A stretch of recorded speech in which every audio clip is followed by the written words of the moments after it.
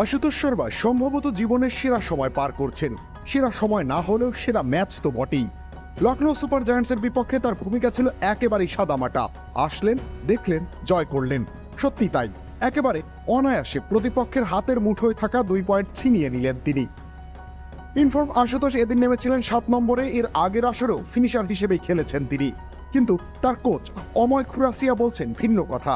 তিনি মনে করেন আশুতোষের সেরাটা বের করে আনতে চাইলে তাকে ওপেনিংয়ে খেলাতে হবে।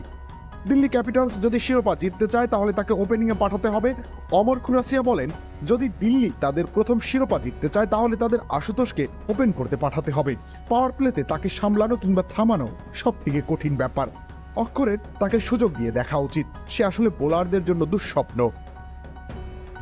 কেন নিজের শিষ্যকে ইনিংস উদ্বোধন করানো উচিত সেটার ব্যাখ্যা দিয়েছেন সাবেক ভারতীয় ক্রিকেটার। তিনি বলেন, আশুতোষ ফ্রন্ট ফুটে দাঁড়িয়ে হুক শট খেলতে পারে, ফ্রন্ট ফুটে দাঁড়িয়েই পুল করতে পারে। 140 কিলোমিটার বোলারের বিপক্ষে এসব করতে পারে সে। ব্যাকফুট পাঞ্চ, কাট, সব রকমের শট তার হাতে আছে। আবার ইনোভেটিভও হতে চাইলেই পারে। শুধু এতটুকুই নয়, এই কোচ চান শীঘ্রই জাতীয় দলের জায়গা দেওয়া হোক এই হার্ড হিটার ব্যাটারকে। তিনি বলেন, আশুতোষের অবশ্যই ভারতের হয়ে খেলা উচিত। 113 রানে 6 উইকেট থেকে ম্যাচ জিতিয়েছে, এটা বিশ্বাস করা যায়? কয়জন এমনটা করতে পেরেছেন, তাও আবার স্লো উইকেটে? তাকে সরাসরি দলে নেওয়া দরকার।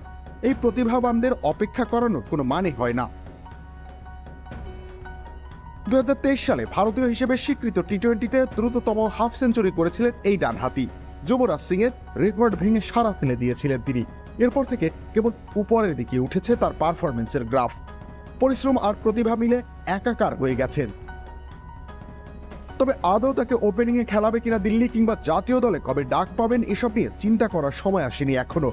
এর চেয়ে বরং নিজের পারফরমেন্সে আরো ধারাবাহিক হয়ে ওঠা, মনোযোগী হতে হবে এই 26 বছর বয়সী ক্রিকেটারকে।